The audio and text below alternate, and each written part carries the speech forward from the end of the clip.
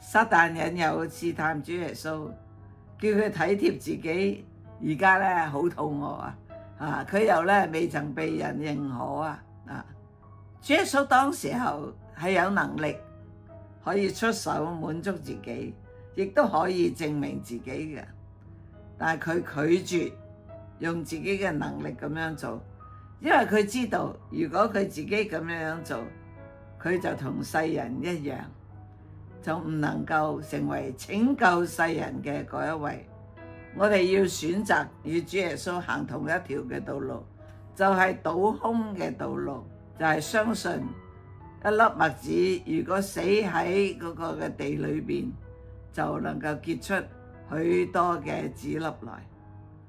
好多嘅關閉國家有無數咁樣嘅例子，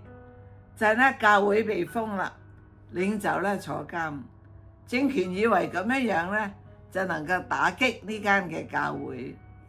但係呢啲嘅領袖竟然喺監牢嘅裏邊好開心咁樣傳福音，做門徒訓練，